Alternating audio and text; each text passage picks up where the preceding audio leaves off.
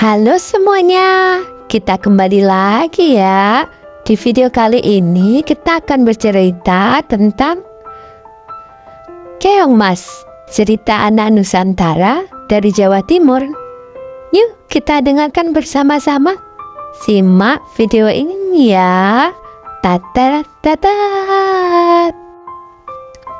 Dahulu kala, hiduplah seorang pemuda bernama Kaloran. Orang tuanya adalah orang yang terpandang dan disegani di desa. Namun, Kaloran suka foya-foya dan bermalas-malasan, menghamburkan harta kedua orang tuanya hingga mereka tiada. Maka, habislah harta bendanya. Seorang wanita kaya menjadikannya suami. Wanita itu memiliki seorang anak perempuan yang rajin dan pandai menenun bernama Cambean. Cambean yang rajin bekerja itu sering menasihati ayah tirinya agar tidak bermalas-malasan saja. Nasihat itu justru membuat Kaloran murka. Beraninya dia menasihati orang tua. Patutkah itu? Kaloran marah. Wanita itu berusaha membela Cambean. Tetapi apa daya, sekarang engkau harus memilih. Aku atau anakmu, ancam Kaloran. Hati ibu Cambean sangat sedih mendengar perkataan Kaloran. Dia menangis siang malam karena bingung. Suatu hari, dia memanggil anaknya. Cambean anakku, kemarilah nak, serunya lirih. Cambean langsung menghampiri ibunya yang tengah bersedih.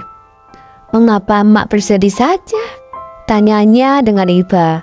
Maka diceritakanlah rencana Kaloran yang berniat mengusir Cambean dari rumah. Dengan sedih, Cambean pun berkata, "Sudahlah mak, jangan bersedih, biar aku yang mengalah. Yang benar nanti akhirnya akan bahagia mak," kata Cambean meyakinkan ibunya. "Aku akan pergi melewati jalan ke bendungan." Dengan sesak tangis, sang ibu mengangguk. Di malam yang gelap dan hujan lebat itu, Cambean pergi meninggalkan rumah.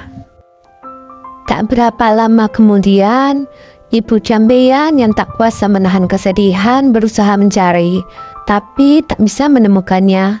Ibu Cambean tak bisa menemukan anaknya, karena secara ajaib, Cambean telah berubah menjadi seekor siput, atau dalam bahasa Jawa, keong.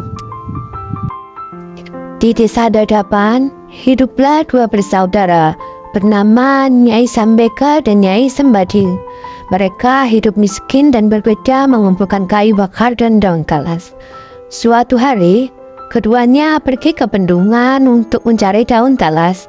Tiba-tiba, mereka terpana melihat keong berwarna keemasan di atas batu. "Alangkah indahnya keong ini," seru Nyai Sambeka. "Lihatlah, kulitnya indah berwarna keemasan. Aku ingin memeliharanya," katanya lagi. "Iya, sangat indah. Kita bawa pulang saja dia," sahut Nyai Sembadil. Maka dipungutnyalah keong tersebut untuk dibawa pulang. Mereka meletakkannya di dalam tempayan tanah liat di dapur rumah.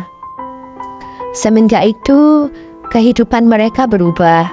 Terutama setiap pulang dari bekerja, di dapur selalu tersedia lauk dan rumah berubah menjadi rapi dan bersih. Nyai Sambeka dan Nyai Sembadil merasa heran dengan keadaan itu. Mereka berencana untuk mencari tahu siapakah yang melakukan itu semua. Suatu hari, seperti biasa, mereka berangkat bekerja. Tetapi sebenarnya mereka hanya berpura-pura pergi. Setelah agak jauh dari rumah, mereka kembali menyelinap ke belakang rumah menuju dapur. Dari dapur, terdengar suara seseorang sedang memasak. Keduanya itu sangat terkejut saat melihat seorang gadis cantik keluar dari tempayan tanah liat tempat keong emas peliharaan mereka. "Tentu dia adalah jelmaan dari keong emas itu," bisik Nyai Sambeka. "Hayo, kita tangkap sebelum dia berubah lagi menjadi keong emas," bisik Nyai Sembadil. Dengan mengendap-endap, mereka masuk ke dapur.